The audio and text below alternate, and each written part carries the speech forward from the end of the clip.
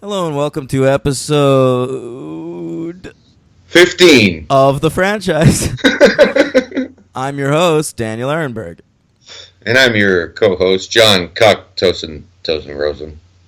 Oh, I see what you're doing there.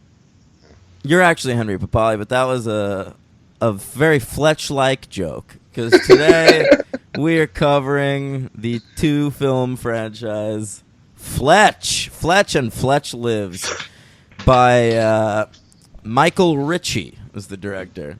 You got it. Written by Andrew Bergman, at least the first one. Right. And that's what we'll be talking about first. Key point there. That really is a key point. That is a huge key point. This Andrew Bergman fella, as I understand, went on to become a filmmaker. Mm-hmm. Right?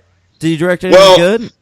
Well, I always liked The Freshman with Brando and Matthew Broderick. I only know that movie because of its very silly VHS cover that I used to see at Blockbuster with Marlon Brando just holding Matthew Broderick's face. There you go. Yeah.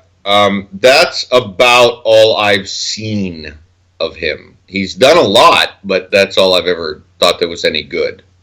That's why I made a note of it. It's The Freshman. So what about the director, Michael Ritchie? Love him. Really? Well, no. Here's the thing. Wait, did Andrew Bergman direct The Man Who Knew Too Little? Oh, God. Because I saw that. Oh, I don't know. I think maybe. I would think that Andrew Bergman's... I mean, I made one note with him. I thought I would have a lot, but my only note with him was The Freshman. So that must mean that was the only thing that I cared about. Well, look, Andrew Bergman wrote this first movie. Okay, for fuck's sake. Well, let me tell you about Michael Ritchie. Michael Ritchie, the director. Yeah. He made two of my favorite comedies of all time and one really good film from the 70s. Now, this guy's resume is gigantic. I'm sure you looked at him. Yeah, he's directed a lot of movies. Nothing I either have seen or when I saw cared about, but his really good drama was The Candidate. Did you ever see that? 1972 with Robert Redford. It's really, really good, and I had no idea he did that. And then, of course, one of my childhood favorites and still favorite, he did The Golden Child. The Golden Child, Henry. Yep. That movie's bad. No, it's not. It is hilarious. It's one of Eddie Murphy's best movies. No, it's not. You're right. It's not as good as Vampire in Brooklyn. But anyway. Stop shitting on Wes Craven on this podcast. No, The Golden Child's hilarious. Where was the last time you even saw The Golden Child? I don't know. Probably once when I was 12. Yeah, exactly. And it's great. Isn't that the age to watch The Golden Child, though? Well, that's how old I was when I saw it. But no, I still love it. It's still hilarious. And so that's Michael Ritchie in a that's it. In a nutshell. No, that's not it in a nutshell. Because all right, let's hear it. He directed one of my childhood favorite movies. And that is the first original Bad News Bears. Oh, you're right. I'm sorry. Yeah, but that was never one of them. I never really... Yeah, no, it's a good movie. I never really... I watched the fuck out of the Bad News Bears when I was a kid. Yeah, I didn't really care a lot. I loved sports. I loved cursing. So did I. I loved racial slurs. I loved Walter Matthau. Sure. And I loved comedies that made me feel more grown up than I was. And so I loved the Bad News Bears. Okay. And to the point where I watched the fuck out of the Bad News Bears in Breaking Training, and the Bad News Bears go to Japan. Wow. Yeah. Wow. And the Richard Linklater remake, pretty good. Yeah, I didn't see any of those. You're actually completely right in citing the Bad News Bears. I just wrote down the Michael Ritchie films that I liked. And I like that, of course, but it's not like I wrote down the two that... That's probably his most significant movie, though. You're right. That and Fletch. Yeah, you're right. I mean, The Candidate was a big deal, too, because that came out in 1972, and it was like in the turmoil of the Nixon era, and it was like about idealistic Democratic senator who completely is amazing and then compromises all his values in order to get elected. Robert Redford, so that was a pretty significant movie. But you're right, in terms of the cultural lexicon, there's no doubt that the Bad News Bears was his thing. So sure. Yeah. Okay, Yep. so that was him. And then we have this writer, and it's such a big deal that these two movies have different writers. Mm-hmm. Because they're both directed by Michael Ritchie. Yeah, I'm really glad you said that, man. I don't know how you wouldn't have, but I'm really glad you said that, because that's that may be more. I'm gonna go out on a limb here. Maybe you'll agree, maybe you'll disagree. More than any movie we've covered, for any franchise we've covered, that might be the biggest disparity in quality, completely hinging on the writer. Yeah, well, because Basic Instinct had two different directors. Yeah, it doesn't even matter. It's not even close. Yeah. But yeah, I mean, it's so massive. I've been watching a lot of old wrestling lately. We've talked about this a little bit in private. And I always wondered why sometimes wrestling's awesome and sometimes it's not, even though the same wrestlers are there. Right. And what I've come to learn is that, wrestling is a TV show, and so it has a head writer. Mm. And so it's good when the head writer is good, and then when he leaves, they don't know what to do. That's an excellent observation. Yeah, sure. And that's how I feel about this franchise. So let's get into the first Fletch movie. Okay. It's released May 31st, 1985. Yeah. Summer release. Competing a little bit with, I wanted to ask you, was it competing with Back to the Future? Well, I don't know what date Back to the Future came out, but it certainly wasn't competing with it because Back to the Future destroyed everything. Well, of course.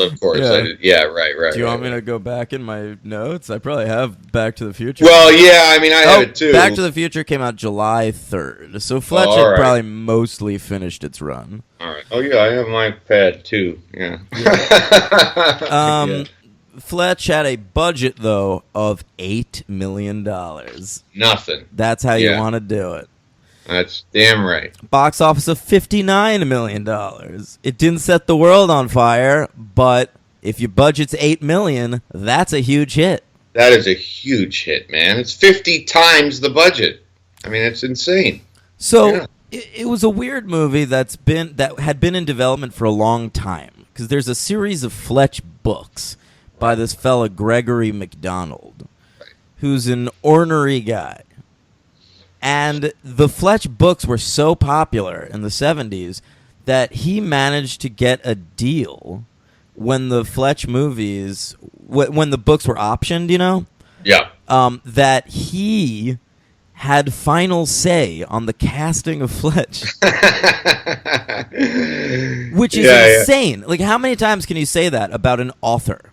No, it's true. It's true. They usually have no take in it unless they're really into films and they're really Yeah, if it's like Stephen King, maybe. But even Stephen King usually, because he fucking hates a lot of the adaptations of his work. Right. You're right. He hates all the best ones. You're right. He hates The Shining. Yeah. Oh God, Stephen King. He's like, guys, why didn't you put the talking evil car in it? Right, but I gotta say about Stephen King. He's like, the two best movies that have ever been made of my works are Cat's Eye and the Steven Weber remake of The Shining. That guy's a fucking idiot. Oh. You know what, though? I like Steve. Wait, it doesn't take place in Maine? What are you doing? Forget it. There's no, he's written 100,000 books. 100,000? 100,000. That's 1,100. And if they don't take place in Maine, forget it. Oh, forget it. He's done. He's through. He's through with you if you don't put it in Maine. He is through. Yeah. No, anyway, continue. Yeah. Oh, right. Fletch. So So Gregory McDonald has a lot of pull. he does. The only other author I can even think of that had this kind of deal going into a film franchise is E.L. James.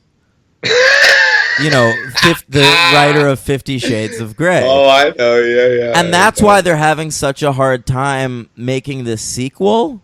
It's been like that first movie was a hit, and it's been a while now since it came out. Right. And E.L. James didn't love that first movie, so she is director approval, and so she got that director fired. I would like to point out that I don't think this needs pointing out, but I know that you agree with me on this. Stephen King. We're back to Stephen King? Yeah, while not great literature, E.L. fucking James. I mean, Stephen King is a great storyteller. He's written... Oh, I'm not comparing the two. There's 30 Stephen King books that I love. I know you're not, yeah. But I'm just going to say, E.L. I mean, the fucking balls on this woman. I mean... It's fan fiction. It's literally fan fiction. Yeah, you're right. Because the books were originally Twilight fan fiction. Right. Okay.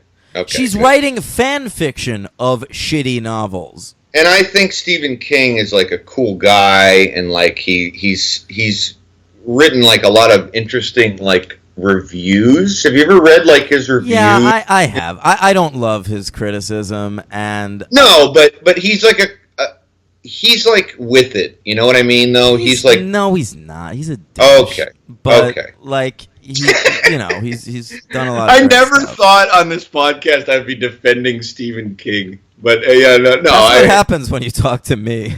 Yeah. No, I mean, I just read Catch-22 by Joseph Heller, and it's one of the greatest books I've ever read. You just read Catch-22? Yeah, I never read it before. You know me, I'm kind of a nonfiction guy. Yeah, that's true. That's a good book, though. It's phenomenal. It's one of the greatest books ever written. There's no question. Okay. And so I'm not, just to put my literary status out there, I'm not defending Stephen King as a writer. I just think, he's a good... He's a good storyteller. And that Catch-22 movie is no good. And I love Mike Nichols. And I have a theory. Why? I have a theory about that. If it's one of the greatest novels ever written, don't do it. It just can't be a good movie. Don't do it. You can't do it. Don't. All the best movies based on novels are based on novels that are okay. That's a great point. I fucking hate that Ordinary People movie. I fucking hate all the adaptations of The Great Gatsby. And I could throw in my hero, Philip Roth. Sure. It's only worked twice. Yeah, and neither of those are great movies. Well, correct. Okay. I felt like going into it, and then I was like, nah. Yeah. Right. Okay. Fletch. Yeah, Fletch. So this Gregory McDonald, he had a final veto on the casting. So the studio in the 70s offered it to Burt Reynolds and Mick Jagger, which is amazing. Yeah, it is. Real diehard situation. By the way, Burt Reynolds could have been a good Fletch.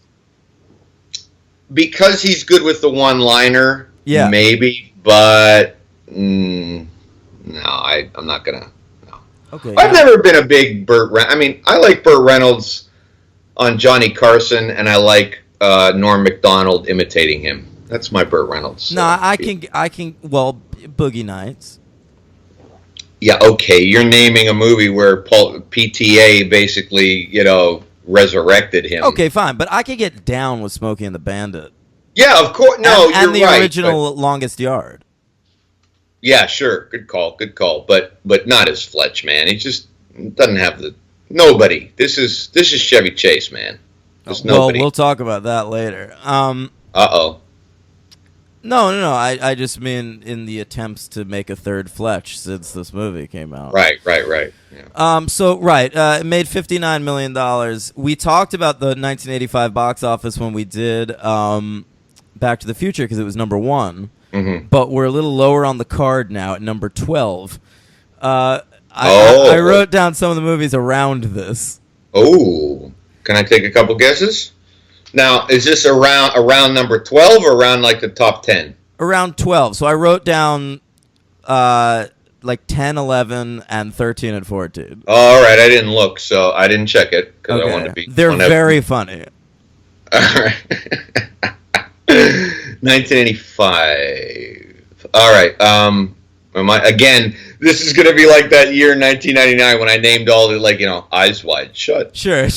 I don't know. The Color Purple. That had to be in the top. No. Not in the top 12? No, they're silly. I don't know. I just wrote down these 4 movies. Kiss of the Spider Woman. Oh, I love that guess, but no. Jagged Edge. No, come on. All right, so it's right. It's right above the movies it did slightly better than. Very interestingly, are A View to a Kill. Oh yeah, the James Bond film of that year. One of the worst James Bond movies ever. Roger Moore's Last Stand. And check out what number 14 was. What? National Lampoon's European Vacation. Oh, right. That was a big year for Chevy. It's like the same people go to see Chevy Chase movies. They make the exact same amount of money. Yeah. Wow. Okay. Yeah. And the Boy, I thought European Vacation would have been higher on the list. No, it was not. Well, it is my least favorite vacation movie. Vegas? No. You're right. I forgot about that. I don't even think about Vegas Vacation. I think about the first 3. And Vegas is a legit vacation movie. Is it really though? Yeah. I think so. Okay, then that's my least favorite. Okay, and it did slightly worse than Police Academy 2: Their First Assignment, which is such a bad title. Well, who gives a shit? At that point, how many Police Academy movies? Well, how many were that? This was 2. Oh, that's it? Yeah, it was Their First Assignment. I'm sorry.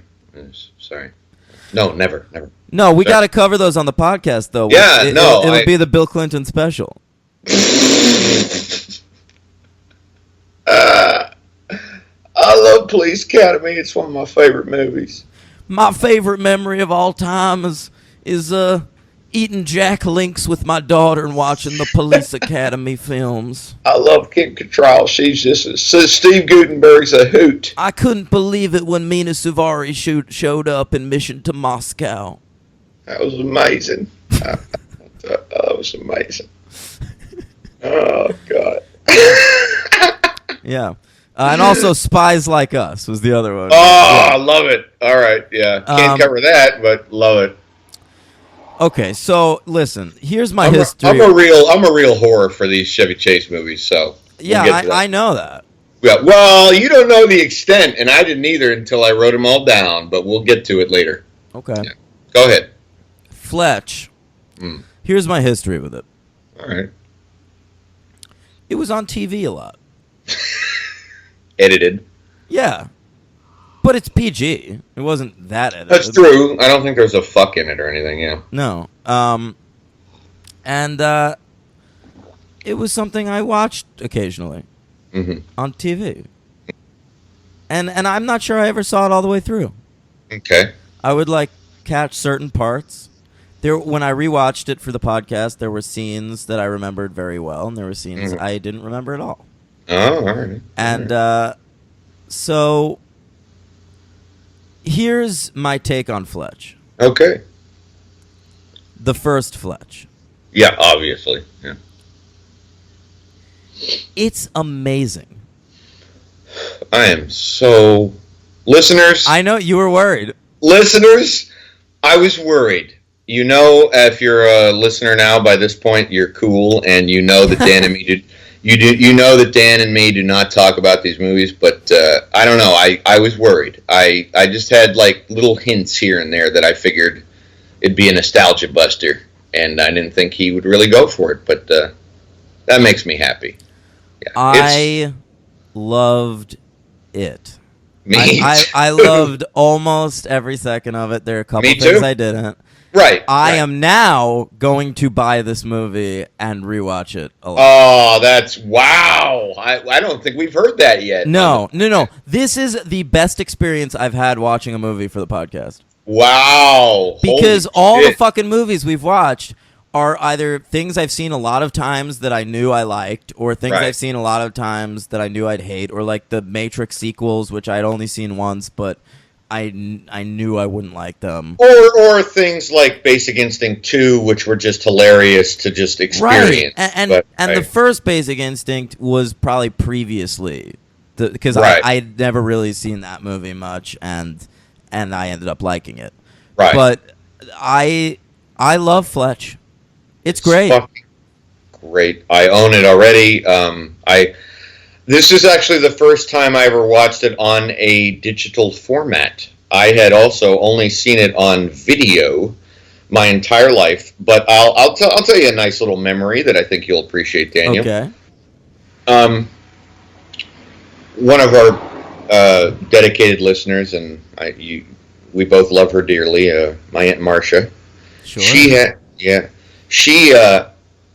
had a taped from HBO in the 80s copy of Fletch. And I'll never forget it because I watched it whenever I would visit New Jersey. She had a copy of it, and I would turn it on, and it had the, da da da da da da da da da da. Sure. Did it also have an ad for First and 10 at the beginning? I don't remember. That's good.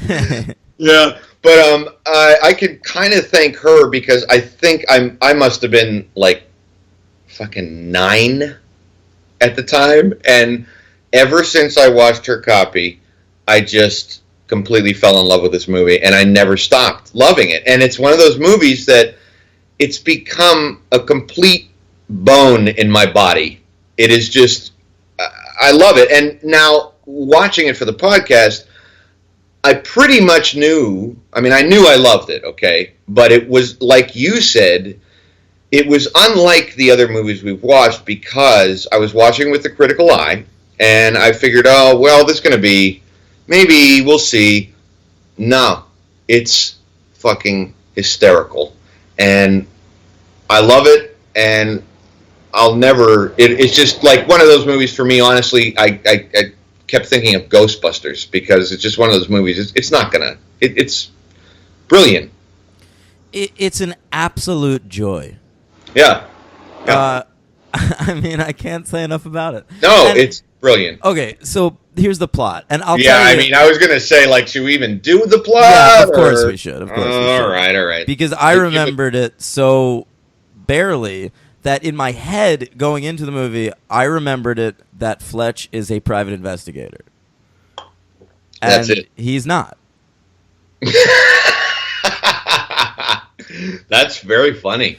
Yeah. So Fletch, Erwin Fletcherson, or whatever his name is. Fletch. Yeah. Oh my I God. might be doing that, by the way, throughout the podcast. Erwin M. Fletcher, right? That's his name? I believe. Because I remember there's one of the few good jokes in Fletch Lives is when he says his name is Erwin Mahatma Fletcher. That was it. You nailed it. Yeah.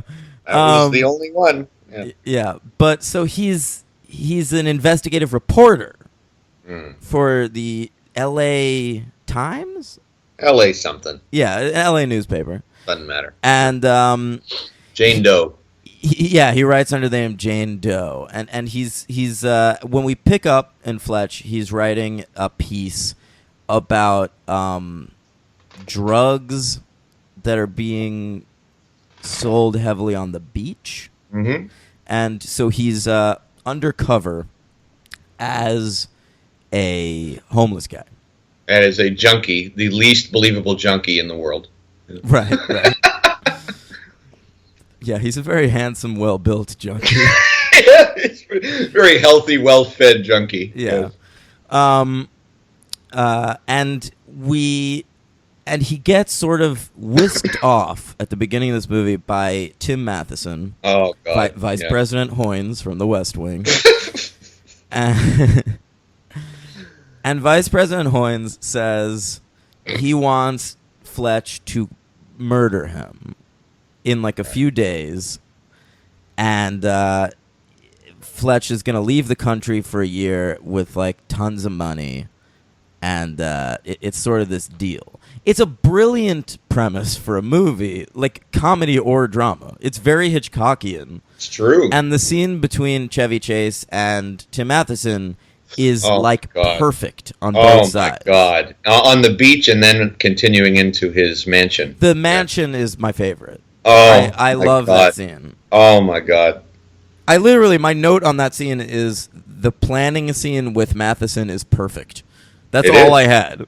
Well, it is. Yeah. And so the thing about Fletch that I love is he's kind of quiet. He's quiet for like a broad comedy lead. That's correct. And he's just smart. He's like an intellectual, smart guy, but he'll fuck with you. Oh my God, yeah. If he doesn't think you're on the same level as him, he'll fuck with you. Now, if you're done with the plot, it's funny that because the plot is, I'm not even exaggerating. It's one of the most intricate, ridiculously complicated plots I've ever seen, and I always thought that in a good way. Right, absolutely. But you simplified it. But there is so much more going on. I just said the setup. Because basically what happens is Fletch does not take this offer from Tim Matheson at face value and then spends the next few days investigating it. And it has things to do with his wife. It has to do with real estate holdings. And he really goes down the rabbit hole with this guy's life. And we don't even see Tim Matheson again until the end of the movie. Yeah, that's a good point. Yeah. But it's just an amazing... It's a... I read the Spencer books by Robert B. Parker.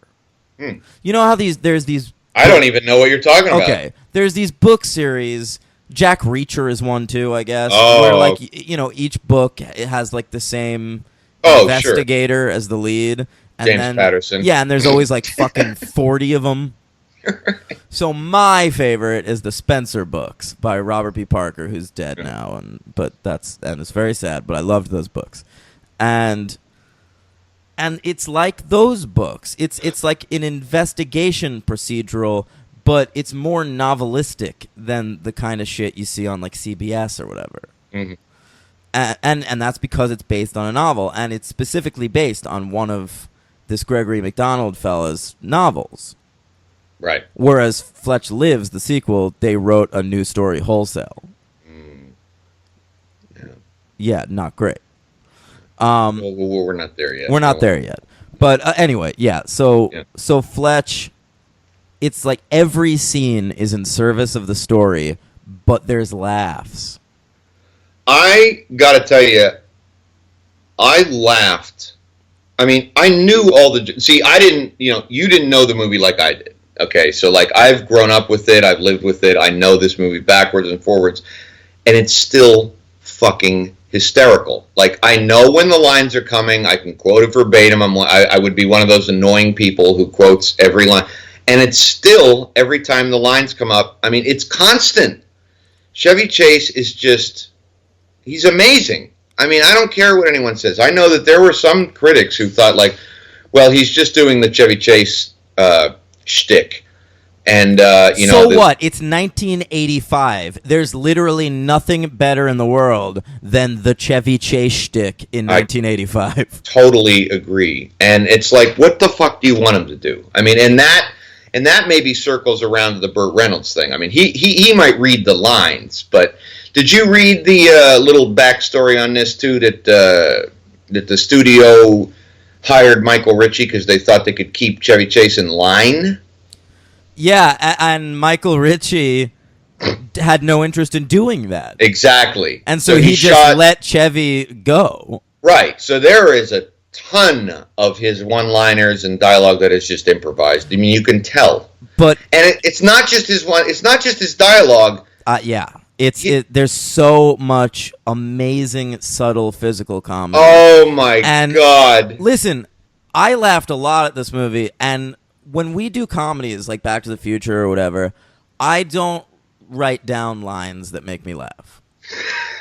Okay, I have no interest in doing that. Right. That's not what I want to talk about. Right, right, right. But I did write down a couple of little physical beats. Okay. So Wait. Please tell me that one of them was when his editor tells him, Fletch, follow me. You can't print the ad and not run the story. No, not one of them. No, I didn't write that down. But you remember what Chevy Chase's face, when he looks at him during that scene? No. Oh, Jesus Christ, it's so fucking good. But go ahead. Yeah. What does he do? Well, how can I communicate that? Right. How can I communicate that? You have to watch it. But, okay, so Fletch is going to go undercover at a country club. And he does this a couple times in the movie. And he's holding a tennis racket. And the first time he's walking up to this club, he's got the racket and his arms are swinging the way you walk normally. And he just whacks this nice car with the tennis racket and just doesn't acknowledge it.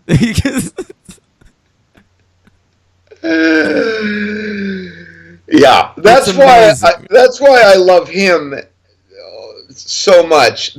He doesn't need a fucking payoff for every joke. He just does it. Yeah. And whether you catch it or not, and don't get me wrong, you know as well as I do, I love comedies of today, but there's a lot of that, like, there's very little subtlety anymore. And his I felt we were getting back to that for a couple of years when Apatow hit big. Well, I was thinking of him. And he can do it a little bit, but his actors just don't. I don't think they go for.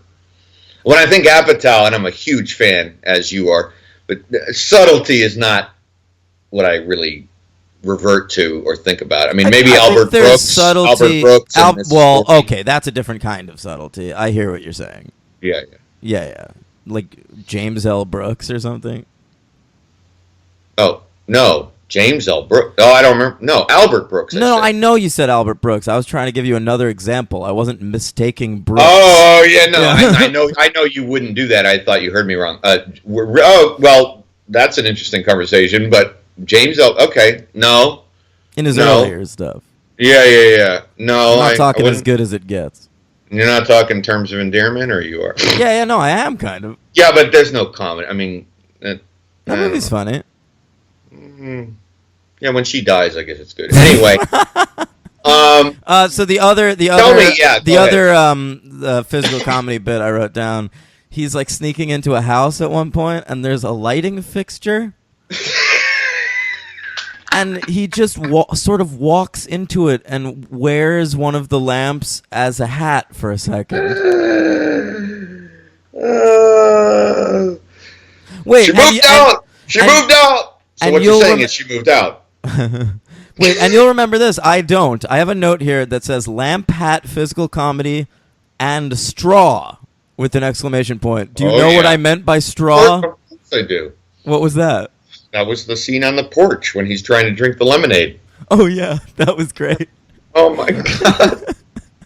Here he is, Truman. Oh, God. Yeah. Do you want to see some more wedding pictures? No, I'm trying to cut down. Yeah, no. I mean, we can't just quote the movie. Well, I might be doing that a lot, okay. But yeah, no. When he wears the lamp fixture, it's a complete throwaway. Yeah, well, that's the great thing. It's like almost all the comedy in this movie is throwaway, which makes it funnier because there's something real about Fletch. Like there's like a pathos to the character. Like he's a real character. Yeah. And yeah, man, I lost my train of thought, but Yeah, that happens. Yeah, no. I mean, the direction is also very good. We got to give a little props to Michael Ritchie here. Sure, and he films it like it's a film noir. Right. That's right. Way more than it's a comedy. He treats it like it's Strangers on a Train or something. and then just lets Chevy improvise whatever the fuck he wants. And so it's Strangers on a Train with 1985 Chevy Chase. I mean, what could be better? Right.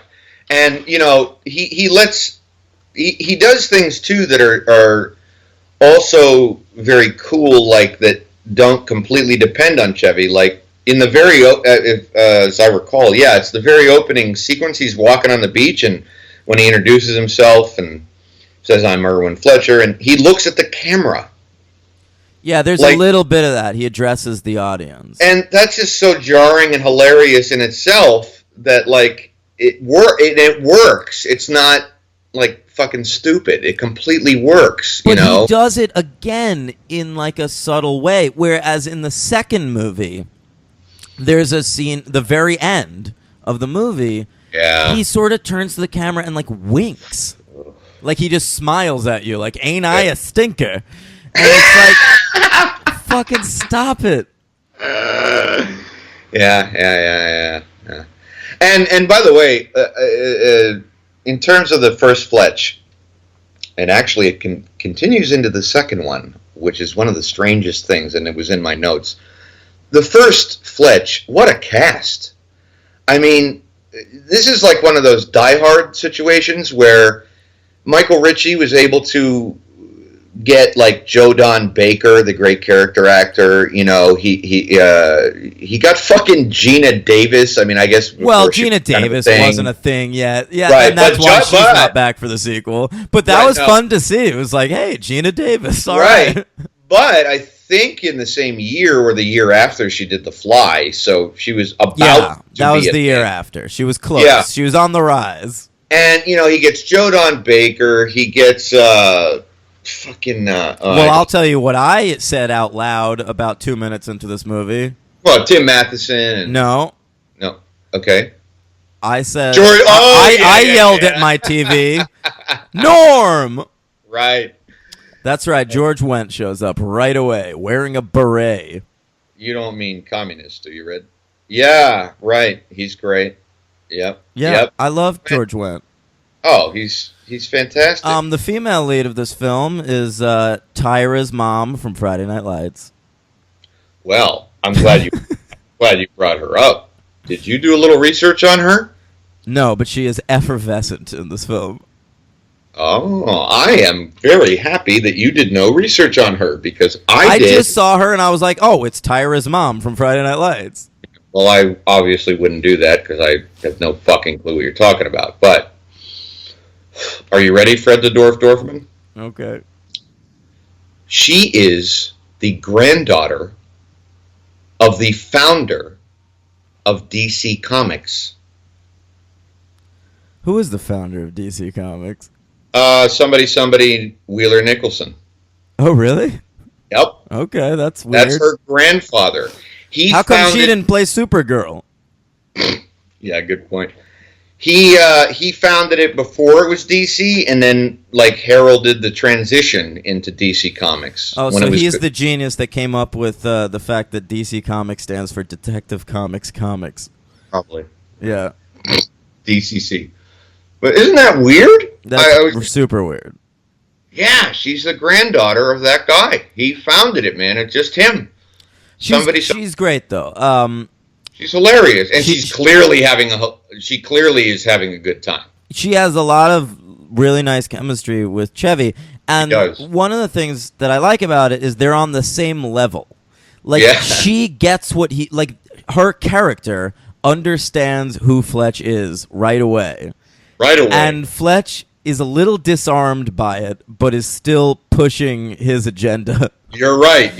That's a very good point. And I love that. Whereas for some reason in Fletch Lives, all the women are stupid idiots that just want to fuck Fletch the second they meet him.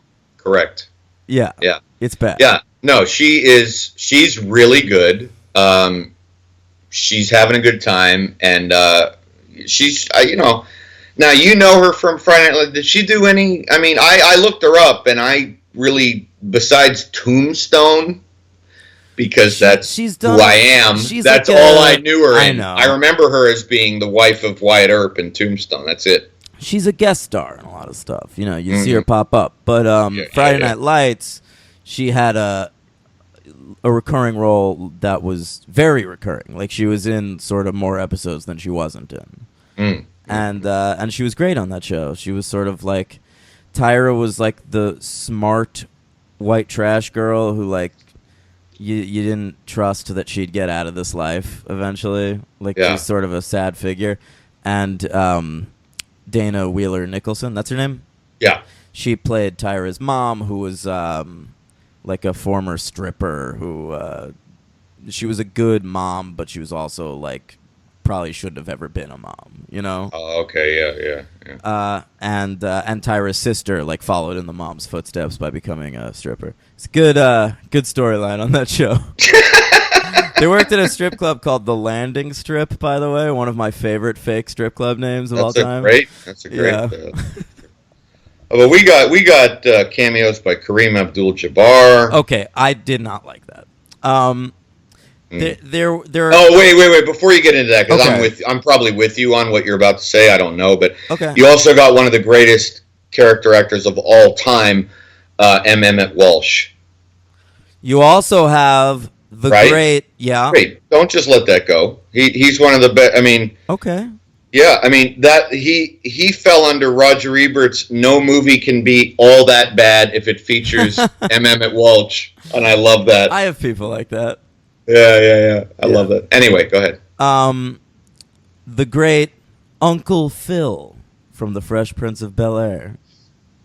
Holy shit! Good call. I didn't remember that. That's what he. Oh my god. Yeah, he's one of the cops that hold a gun to Fletch. Okay. Because there's corrupt cop business in this movie too. Oh yeah. It really is a complicated plot. Thank God, the police. Yeah. Right. But yeah, Uncle Phil. All right, so you want to know a fun fact about Uncle Phil from Fresh Prince of Bel-Air? He's dead? Well, yes, but he was the voice of Shredder in the original Ninja Turtles cartoon. Holy shit, man! Yeah. You are a fount of knowledge. I didn't know that. It's amazing. If you go back and watch Ninja Turtles with that knowledge, you'll hear Shredder and just be like, "Oh shit, it's Uncle Phil." Wow, Shredder's from West Philadelphia. Born and raised. No, he's not. He's from Bel Air. Oh, that's right. Yeah. Carlton. All right, go ahead. Yeah, so there's two sequences in this movie that I hated. Okay, yeah, I think I'm probably with you. Go ahead. The first is a scene where Fletch, he's a big basketball fan. Huge Laker fan, which I like as a character touch. Oh, me too. He's constantly wearing Laker shit, and he has a little basket in his apartment. Right. I like that he has like a shitty small apartment. Me too. And he's got sort of like a sad life. He's got You're right. Ex-wife who's like constantly looking for alimony. Alimony, yeah. Right.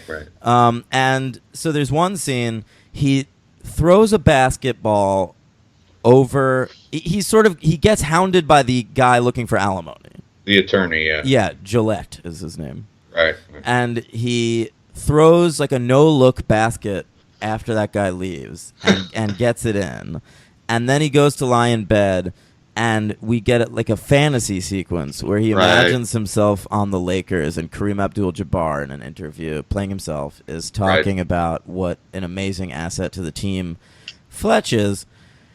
And it's not funny, and I just don't need it. And to me, that scene was about the sadness of the Fletch character. Mm-hmm. And I think it's okay to have that in this movie. Like it's part of the subtlety of it.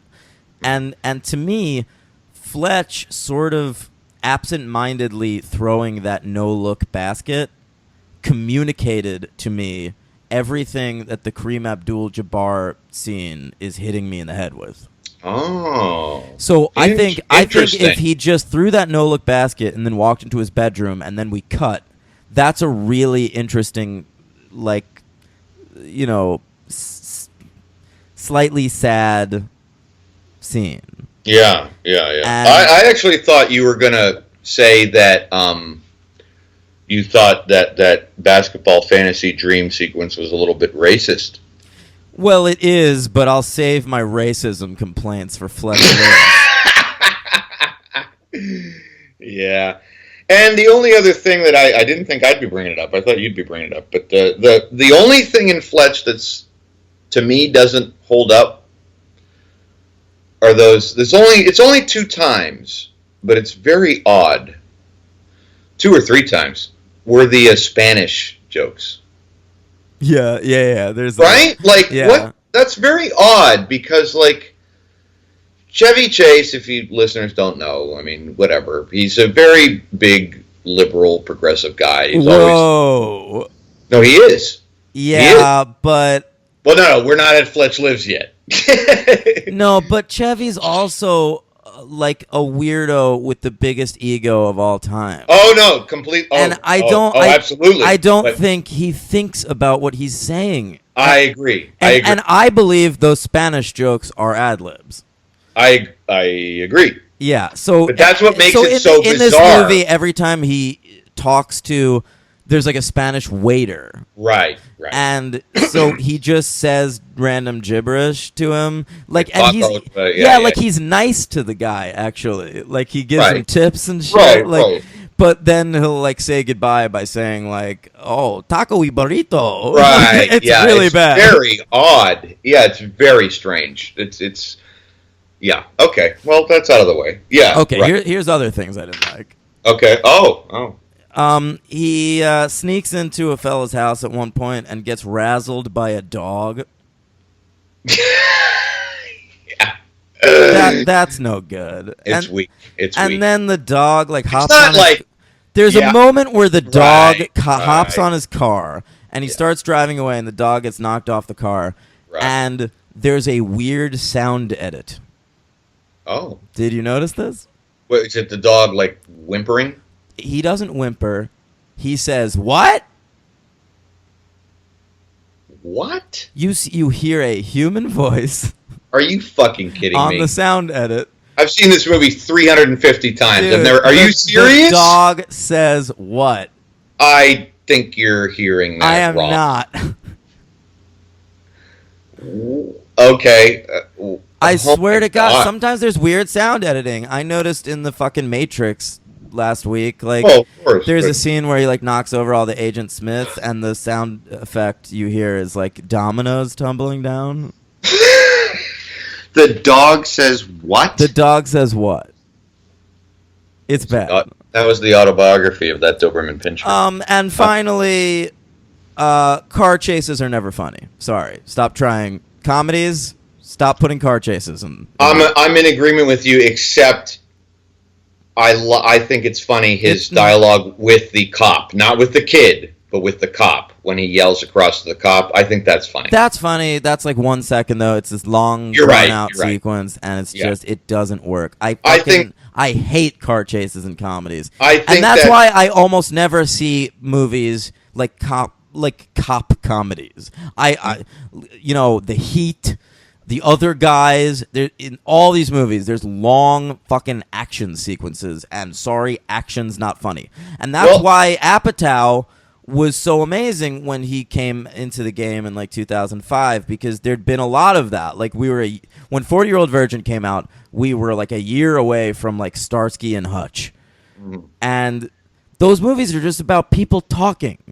Mm-hmm. And that's what comedies should be. Guess what's funny? Dialogue. Guess what's not? Car chases. Yeah, that's a great point you bring up, but I do disagree. I think that in the 80s there were a couple directors who were able to mesh comedy with action sequences, and I can't really see you denying that. With movies like Beverly Hills. With movies like Beverly Hills Cop and Fletch, and there are long sequences in Beverly Hills Cop, though, where I'm just out. When was the last time you saw it? Been a while. We'll do it for the podcast. Right. But, and so it works. Martin Brest does it in Beverly Hills Cop. He does it with Midnight Run. I've never seen Midnight Run. Are you fucking kidding me? I know. That's a major one that like people get. Wow. Yeah. I don't know that I ever knew that you haven't. How did I not lend that to you or force you to watch it? Okay, but I think it works in this movie anyway. It's not that long. It's really not a big deal. It's fine. I mean, it doesn't hinder my enjoyment of the movie. Right. But it just get it out of there. All right. All right. So can we wrap up? I don't want to. I know, it's a great movie. There's weird picture credits at the end. And it works, too. I don't like it. I like it. It works. I love picture credits, but I like it when it shows them like actor by actor. This is like a weird thing where throughout the entire credits you just get stills of all the hilarious shit Chevy Chase did in the movie. Yeah, and honestly, I mean, this is one of those movies where we probably do need to wrap up because I could just go on, and I haven't even scratched the surface of how much I love this. Yeah, I'm gonna give it 4. You're gonna give it 5, I assume. Fucking A. Yeah. Now, why are you giving it 4? Because of those. Because to me, 5 is like a perfect movie. That's pretty harsh, though, man. I mean, those little sequences, even the 5 stars we've given have flaws. I mean, I can't turn you around on this. You can't. I mean, what? Come on. You can. Look, I loved it. I'll give it 5. Thank you. Okay. Victory. All right. MVP, LVP. MVP is Chevy. Right, I agree. And I really had a tough time. I don't have an LVP. I really wanted to find one, but there's nobody who's the weak link. I mean, who's the weak link? You want to give it to the sound editor? Do you have one? Sure. I'll give it to Kareem Abdul-Jabbar. There you go. Yeah. Right, that's fine. I love you. We love you, Kareem. It's just not a good sequence. It's not really your fault. Oh, hey, listen. I even love you in movies, Kareem. Airplane, you're great. But right, yeah. True. Good point. But stay out of Fletch. It's all right. So Fletch Lives comes out 4 years hence. Same budget. That's probably too long. Same budget, too. It's probably too late, right? Yeah. You need it within 3. Yeah. And that's partly why it doesn't work. So Michael Ritchie's back with a new writer, Leon Capitanos. I can't tell you anything about him. Yeah, you sure can. This was sort of like the last thing on his resume, actually. Like he'd written a couple of movies that didn't do great in the 80s, and then this was sort of his last shot, and this didn't do great. This comes out March 17th, 1989. And yeah, you're right, same budget. Box office $39 million. Which still made money. Yeah, made money. Yeah, that's not a flop. No. Okay. It's an unwatchable piece of shit. Wait, I'm not there yet. Well, I jumped right in. It's not unwatchable. It is a piece of shit. I thought it was. Okay, it was number 35 for the year. Sure. In the box office. Here's one thing I loved. Number 36, License to Kill. Oh my god! So it's amazing. Just Fletch movies do slightly better than Bond movies in the 80s. Oh my god! Yeah. License to Kill was number 36. Yeah. Jesus. Yeah. That's really not cool because wow, I'm a little bit angry. Yeah. Come on, 1989 moviegoers. That's bullshit. License to Kill is a good Bond movie. Here's a couple of movies that did better than. I got one. Can I give you one? Yeah. I'm going to guess. I know that this did better, probably in the top 5. Ghostbusters 2? Well, yeah, but I didn't write, like, the top 5. Oh, all right. So I like this week's little theme. You're doing, like, movies that weren't doing Yeah, well. Exactly. Oh, I don't know. 1989, I don't know. Here's some movies that did slightly better than Fletch Lives. Yeah. The Burbs. Oh. The Karate Kid Part 3. Part 3. Yeah. Okay. K9. Isn't that Jim Belushi and a dog? Yeah, it is. Okay. Same dog that was in Fletch. Yeah, maybe. And how about this? The Steven Spielberg classic, Always. Oh, boy. His worst movie? Question mark? That is definitely one of his worst movies. Yeah. Oh, my God. Wow. And I also took note that number 15 on the list was National Lampoon's Christmas Vacation. So it's funny, like, Fletch did slightly better than European Vacation, but then, like, by 1989, we were still into the vacation movies, but we couldn't give a shit about Fletch anymore. Right, Yeah. right. Interesting. Yeah. I love Christmas Vacation. I love it. So Fletch Lives It's broader, it's sillier. They figured audiences liked the thing where he's wearing costumes sometimes in the first movie, so he's constantly wearing a costume in this one. And the premise of this movie is his dead aunt leaves him in her will a plantation Ugh. in Louisiana. Ugh. And he goes down there to see the plantation. It's ridden down. It's not in good shape. Mm. And then he goes to his real estate lady's house for dinner. Fucks her because everyone is just wet for Fletch in this movie. Even though it's 4 years later and Chevy Chase's hairline has significantly receded and he's starting to go gray. Hey man, humor gets you a long way. And he wakes up in the morning and she's dead. And he's like, oh, it's connected to my plantation. And he's got to investigate this thing. And meanwhile, this movie has higher stakes than the first movie. Because the first movie is about a guy asking Fletch to kill him. This movie's about a lady being murdered literally right next to Fletch when he's sleeping. Mm-hmm. And he's just quipping about it the entire movie. He wakes up the next morning and he's like, she's dead. It wasn't that good. Huh? Right. Like the entire fucking movie, he's in the car with Hal Holbrook, by the way, Oscar. Yeah, I was getting to the cast eventually. And he's like, how'd she seem to you last night? Was she okay? And Fletch is like, oh, she felt good. Mm. And it's like, Fletch, a woman is dead. Stop thinking about your dick for 2 seconds.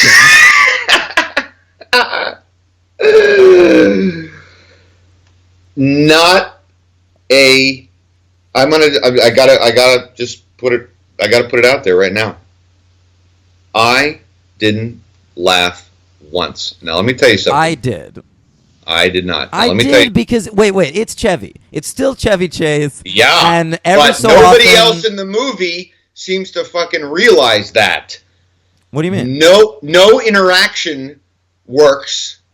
His one-liners are stupid. I think it's because of Chevy Chase's ego. Oh, why is that? Why do you think that? I don't it's the think fucking writer, man. But this is still Michael Ritchie and Chevy Chase collaboration, and we know he improvises, and we know he has a say in this movie, and I think it's not a coincidence to me that all of a sudden in Fletch Lives, Fletch is this superhero, and he's smarter than everybody, he's better than everybody, and he fucking and just everyone wants to fuck him. And I think that's a directive from Chevy. Interesting. Well, I can't really argue that. I don't know that for a fact, so I don't know. But I mean, in the first movie, he's better than everybody, and he's funnier than everybody. But it's subtle and like.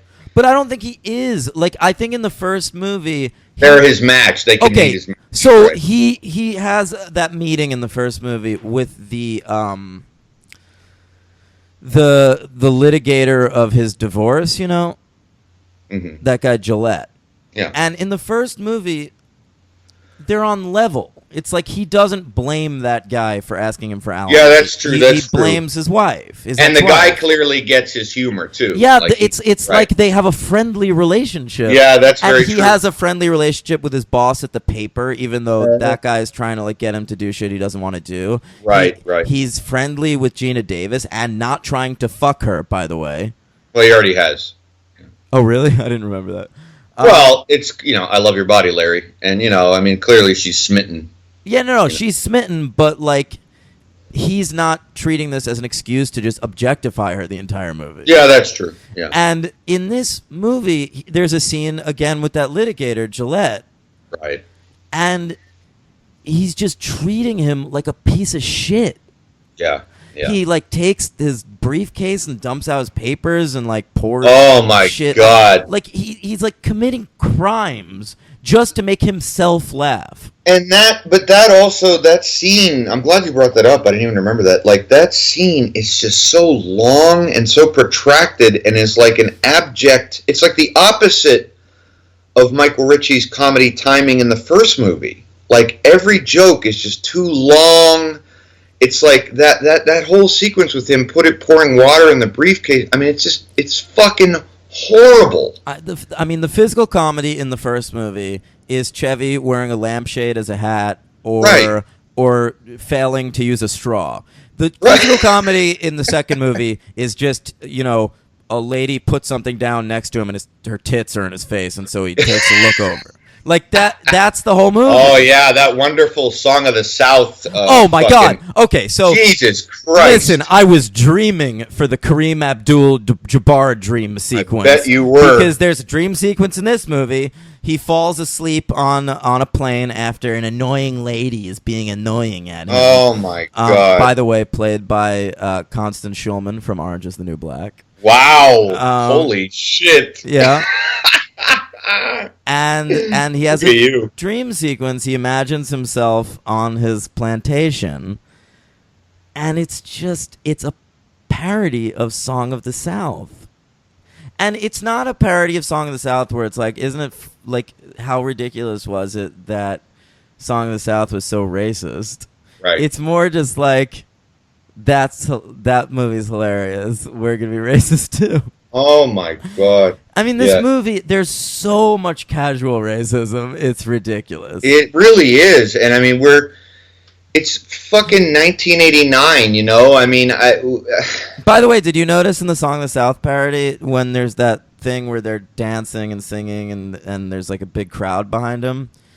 The country club couple that he sort of keeps putting shit on their bill. Oh, the Underhills. Yeah, they're standing behind him. Yeah, I did notice that. I like Who that. cares? No, that was yep. fun. But okay, the most confusing character in Fletch Lives. Oh, there's just one? The most confusing character. Okay. What's the name of this actor? He's good. It's the R. Lee Ermey? No, the landskeeper. You know. Cleveland Little the from groundsman. From Blazing Saddles. Cleveland Little, sure. Cleveland Little's great. So we meet him, and he's this awful black stereotype. Yeah. We find out his name is Calculus Entropy, which is insane.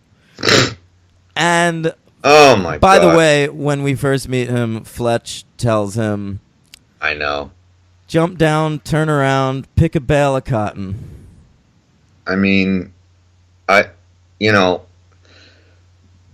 that's one of the things that, I guess, tying back to what I had said earlier about Chevy being a progressive person, was because he's in, as you know, and you're actually a bigger fan of it than me, was in the first season of Saturday Night Live. I mean, he's known, one of the most famous sketches in the history of television was when he did that thing with Richard Pryor. Yeah, that sketch is unbelievable. I mean, it's unbelievable. It's forward thinking. And I read, and you could please correct me if I'm wrong, but I read that he pretty much wrote a lot of that. Yeah, he co-wrote it, I believe, with Michael O'Donoghue. I could be wrong about that. No, But so what are you doing, Chevy? Well, like, I think Chevy became an old rich white man. I think that's what happened. Wow. And this is the start of that. And listen, from the behind-the-scenes shit I know about Community, which is one of my favorite shows of all time, Chevy is impossible to work with. I've read that too. Yeah. So, wait, back to the Cleveland Little character. Yeah. So he starts out as this racist stereotype, then they become friends, and he becomes like Chevy's sidekick, kind of, for part of the movie. Mm-hmm. And then they turn him into sort of a red herring, like maybe he committed the murder. Right. But then it turns out, no, that's not the case at all. And by the end of the movie, he turns out to have been an FBI guy the entire time undercover. Yeah, yeah. What the fuck is going on? With a last name that's Goldstein, which is like a cheap Jewish That's joke. a Jew joke. I mean, every He's joke in this movie is against just women or different races or yeah, religions. and you know Because what's there's a lot of funny? Christian humor in this movie. Like, there's Catholicism in this Right, movie, which is too. fine with me. Yeah, But well, whatever. But Arlie Ermy as, like, sort of a mega church leader. he's a Jimmy Swaggart. I mean, that's what was going on in the '80s. So that I Yeah, it's remember that. topical. I remember that I love Arlie exactly. Ermy. Isn't it weird that Arlie Ermy, like, the thing he's known for is Full Metal Jacket, Right, and he's a former drill instructor in real life. right, But right. other than Full Metal Jacket, I have literally only ever seen him in shitty comedies. Yeah, it's true. It's Yeah. true. It's Well, like I know him now from Full Metal Jacket, Fletch Lives, and Saving Silverman. well, he is also excellent in a supporting role in Seven.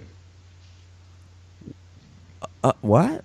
I knew that would garner silence. Wait, you don't remember? I He's kind Brad of do. Pitt. He's Brad Pitt and Morgan Freeman's boss. Oh, He's- sure. he's the captain. At the precinct. I can He's picture the it. captain, and he's amazing. He's phenomenal. He has an authenticity that is just fantastic. Well, that's what's great about him. He does have an authenticity, but people keep putting him in these broad comedies. Yeah. And like, he's so authentic that you don't buy him in these broader roles. Yeah, yeah, yeah. It's weird. No, you're right. And yeah, I mean, you got Hal Holbrook for fuck's sake. Who's too You know? classy for this movie. Way. I mean, absolutely. I mean, my God, Hal. You know, he had also, obviously he was a big actor for a long, long time. Still was. What movie was he nominated for a couple years ago? Was that Into the Wild? I don't think so. I'm gonna. Well, he was in that. Yeah, I know. I'm gonna look that up while you're talking about Hal Holbrook. Yeah, Hal Holbrook he had also just come off of Wall Street, and he had a great supporting role in Wall Street. Yeah, he's And great in that movie. Yeah, I mean, he's just kind of like the voice of, reason in that movie, and I'm looking him up too. And It was Into the Wild. yeah, that's what I thought. Yeah. Yeah, he got nominated for that. He Yes. didn't win, but Right. yeah. And you know what? All the President's Men. I mean, this guy is one of the great actors, and he's doing this bullshit. I mean, I don't know. It's just one of those things where you kind of, Fletch is an amazing movie, and maybe he just figured. I mean, he certainly did not need the money, and he doesn't strike me as one of those guys who's like, well, there's a thing in there, bud. I'm going to do it for the money. He just probably just figured, oh, Chevy Chase, it'll probably be fun. Put some comedy on my resume. Yeah, and he gets to ultimately be the murderer, Right. which actors love. Yeah. Yeah. And there's the scene at the end of this movie where like, he basically confronts Hal Holbrook, like, I know who did it and how you did it. It's like that, that private eye thing you see in movies. Right. And it's real Agatha Christie. And there's a scene like that in the first movie where he's with Dana Wheeler Nicholson and they confront Tim Matheson on the night he was meant to murder him, Mm-hmm. And that scene's amazing. Yes, it is. Because it's subtle and it's played like a film noir. Like, Right. the jokes are like barely there, but in a good way. Like, you get a couple chuckles in. Right. And in Fletch Lives, it's like Fletch is like desecrating his mother's ashes. Like, what is going on? And there's, a party in the house that's basically a celebration of the Confederacy. Yeah, and they're all wearing Confederate uniforms as like costumes. Oh, can we mention the Ku Klux Klan? Yeah, the Ku Klux Klan are in this film. Oh, my God. There was one of the times I laughed in that scene, though. Really? Yeah. When? When was that? Okay. The Ku Klux Klan show up because they think there are black people living in Fletch's plantation. It's Right. such a bad movie. It's fucking horrible. But when he chases them away, after dressing as one of them, so we get a great shot of Chevy Chase wearing a Ku Klux Klan uniform. For quite a while. Yeah. And he sort of yells nonsense at them, Right. and he goes, Shaka Zulu, Gene Hackman gonna kick your ass. He says it really fast, but he's making a Mississippi Burning reference. Is that what that is? I think so. That came out the previous year. Yes, it did, but I thought it was more of a French Connection thing. No, Gene Hackman's going to kick your ass. I thought it was more. Okay, no, I mean that makes sense what you're saying. I think it tracks. I think that's got to be a Mississippi Burning reference. Wow, that made me laugh. Shit. Oh my god, I didn't laugh, man. I got to tell you, I really didn't. You know, well, you know, there's prison rape jokes, there's bestiality jokes, there's Southern incest humor, of course. Yep. Yeah, I mean, Southern incest humor, you know, always a nice trope. Can we talk about the some of the other members of the cast? How about the female leads? Oh God. Can I say something about the female leads? That's insane. Sure. So in the early 90s, there was a show called Sisters. Yes. I watched every episode of it with my sister. And it stars 4 actresses playing adult sisters. 2 of those actresses are Celia Ward and Swoosie Kurtz. Mm. The other 2 actresses are the dead realtor in this movie and Arlie Ermey's daughter. Yes. So that movie, 50% of the cast is the female leads from Fletch Lives. I mean, that show, Sisters. Yeah. Patricia Kellenberg from... Wait, but isn't that insane?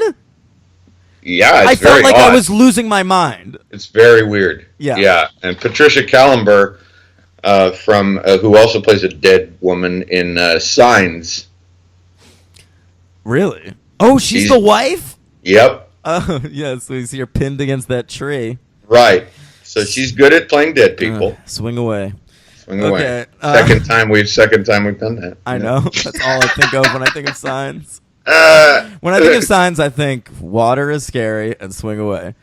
Water is scary. Yeah.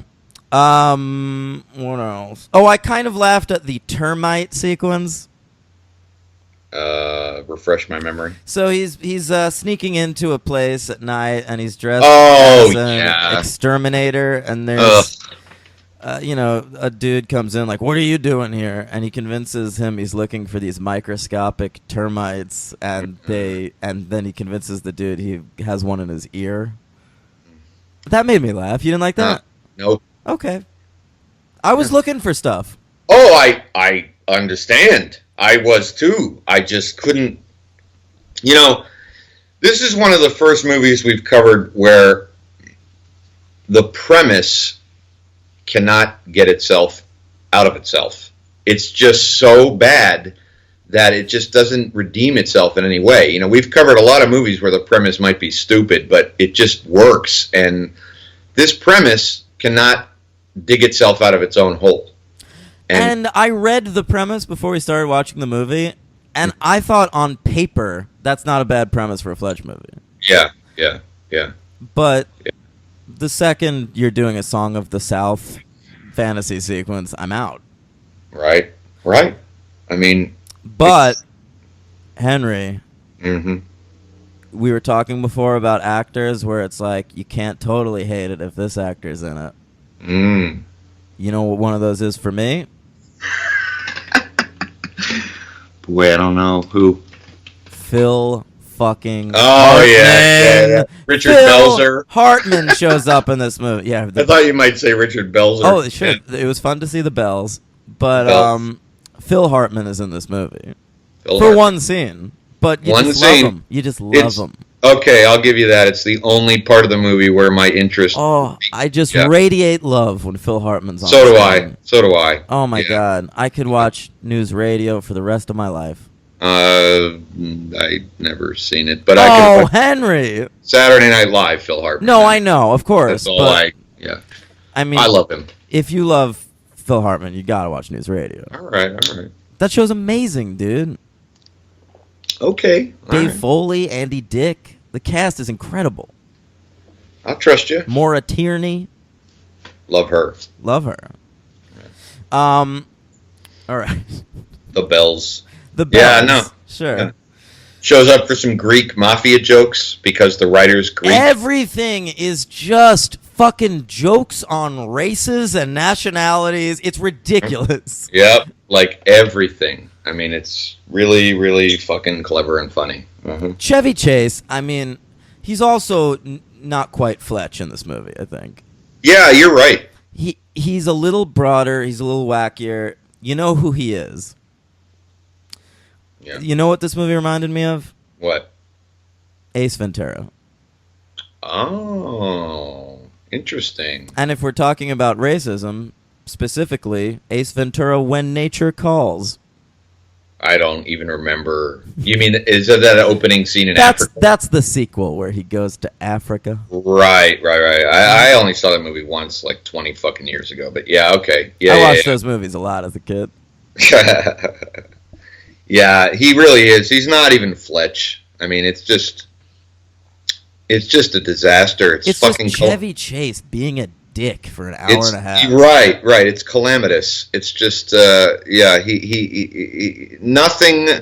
None of the charm of the first movie carries over. And I was going to ask you, like, even like I think you're probably right about your theory of Chevy Chase just becoming kind of a diva by that point, but he still works in other movies of that time. Like, I mean, what?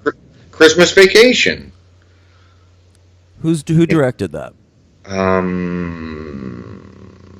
Some nobody, but he went on to do a couple other things. Yeah, I don't know. I think Clark Griswold's.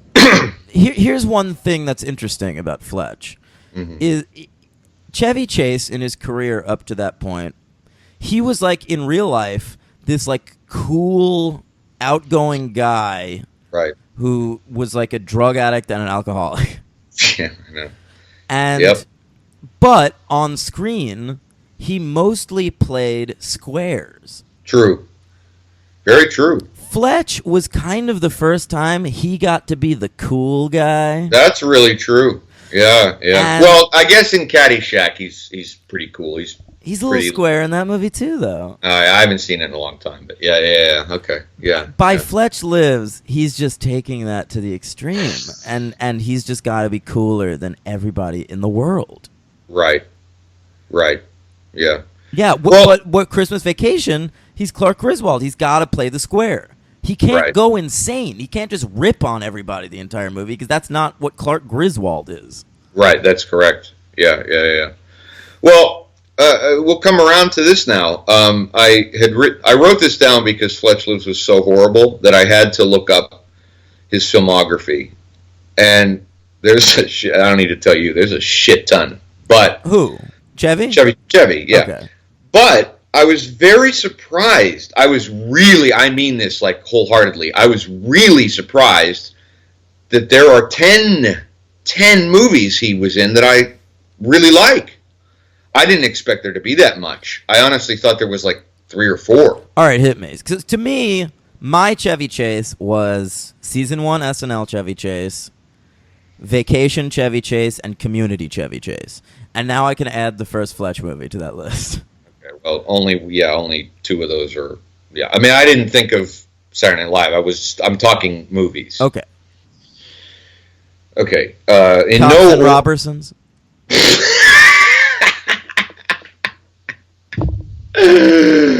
Oh boy, yeah. No, they end in 1992. I can tell you that right now. Foul Play. Never seen it. Yeah, it's fun. Okay. Caddyshack, the first one. The first one. I got you. Vacation. European. Oh, yeah, well, you're going to name 3 vacation movies. Yeah, but that's okay because I'm actually doing them chronologically. Okay. In fact, I'll just do that. Foul Play, 1978. Caddyshack, 1980. Vacation, 1983. European Vacation, 1985. Spies Like Us, 1985. Three Amigos, which I know everyone fucking hates, but I think it's hysterical. Wait, who the fuck hates Three Amigos? Oh, a lot of people. No, that wasn't well received at the time, but that is a movie that people love now. Well, I'm glad to hear that. Yeah, that was on Comedy Central constantly when I was a kid, and me and my friends all loved it. It's fucking great. A little gem that I love. I don't know about you, but Funny Farm, 1988. I've never seen it. You never seen Funny Farm? No. Love it. Christmas Vacation, 1989, and Memoirs of an Invisible Man, 1993. I do love that movie. John Carpenter's Memoirs Yep. of an Invisible Man. Yep, you got that right. Yeah. And then Fletch. So that's 10 movies that I actually really like or love. He had a run. He had a run of 14 years. He had a run. And he's great on Community. Yeah, I'm not a fan of that show. I know. But Apparently he was a mess to work with or whatever. But in the first 3 seasons of that show, he kills. And he's still doing physical comedy. Mhm. There's a scene where he, like, falls into a drum set on Community. And you're like, oh, my God, he's still amazing at this. Yeah.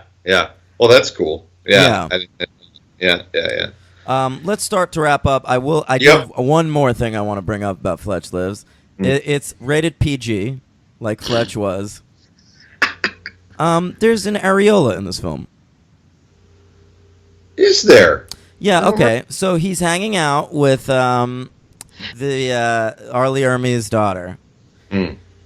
And she just took a shower, and she's wearing a towel. And then they later fuck in the shower.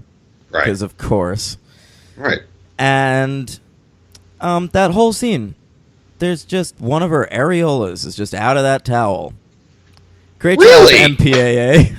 God, maybe I was checking my phone at that point. You don't see nipple, but there's areola, plain I'm as sorry day. I missed that. That would have been a redeeming quality. I think I was... that might have been when I was Wikipediaing his filmography. I was just like, fuck this. I'm going to see what else he's done, which is great. Oh, boy. Fair enough. Yeah. And that's it. That's all I got. Areola, MVP of the movie. I have no MVP. You know, 1 star. You got that right, my friend, which brings my grand total of I'll go MVP Hal Holbrook. Why? Because he's he's doing his I Hal love Holbrook him, thing. but no one can redeem this piece of shit. I'm not saying it's a redemption of the movie. I'm just saying he's the most valuable player. Yeah, well, that's probably true. Very well put. I think it's the first time we've actually said MVP means most valuable player. Yeah. I have 2 LVPs to make up for my lack of an MVP. Okay. And that goes, one is to Leon Capitanos. Yeah, fair enough. And you know what? It pains me, but I'm going to give it to Michael Ritchie, too. Because I don't know what the fuck he was thinking or doing. I mean, it's his... He should have known better. He should have... Talk about reining Chevy Chase in, which is what they hired him for the first one and didn't need. I mean, he oversaw this disaster. I expected better of him. My LVP is Chevy Chase. Yeah, that's fair. You can't rein it in. You can't. Michael Ritchie was hired to rein Chevy Chase in. Yeah. It was a great idea to let him go wild in that first one. Yep. He was off the rails by this point. I'm with you, man. That's fine. That's a completely valid thing, which is... Okay, we're running long again. Let's talk briefly about attempts to do a third. Sure. Okay. I read a little bit about this. So for a while there in the late 90s, Kevin Smith was attached to it. And he really wanted Jason Lee to play Fletch. And Miramax was against Jason Lee. Mm-hmm. And so that didn't happen. Would that have been good? No. Okay, probably not. No, the one they settled on now is the only person in the world I could imagine doing it. Well, it's Steve Pink, I believe, who's attached to direct now, who's like one of John Cusack's collaborators. He co-wrote Grosse Point Blank and High Fidelity. Well, there's one good movie in there, yeah. Ooh, talking shit about Grosse Point? Not a fan. I know everyone in the fucking world loves it. I don't love that movie. I'm sort of conflicted on it. I'd have to see it again. But, yeah, and Jason Sudeikis is attached. He's the man. Yeah, he'd be good. He could do the quick take, ironic, one-liner type. He could do Fletch. He could do it. I want to talk about one more thing that happened. Yeah. In the mid-2000s, at one point, attached to write and direct was Bill Lawrence, Mm. the creator of Scrubs. Oh, I read about this. Which And is a fucking attached to star was right. Zach Braff. Ugh. Scrubs, the movie, was going to be Fletch. Oh my God. Yeah. I'm really grateful that didn't happen. I'm a fan of Scrubs. Yeah. I think that show was maybe overrated at the time and has all of a sudden become underrated in hindsight. Mm-hmm. One of those. But I still would hate that, I think. Zach Braff is a really bad choice. I think Bill Lawrence is a talented writer-director. He could maybe get something out of it, but no.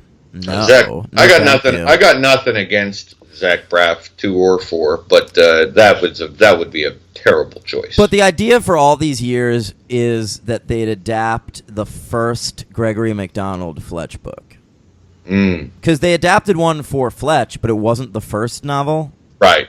So it would sort of work as like a Fletch origin story, because it's the 2000s now and everything has to be a fucking origin story. Or Stephen Fletch. Yeah. Fletch 1, right? Fletch 1? Yeah, WON, which is a terrible title. As is Fletch Lives, by the way. Yeah. So I ranked these movies 1, 2. Should there ever have been a second Fletch movie? Boy, after watching that, I think no. No. I mean, he is a recurring character that you could do something with, I think, but, in hindsight, I mean, if you did something with, in comedies, it's tough.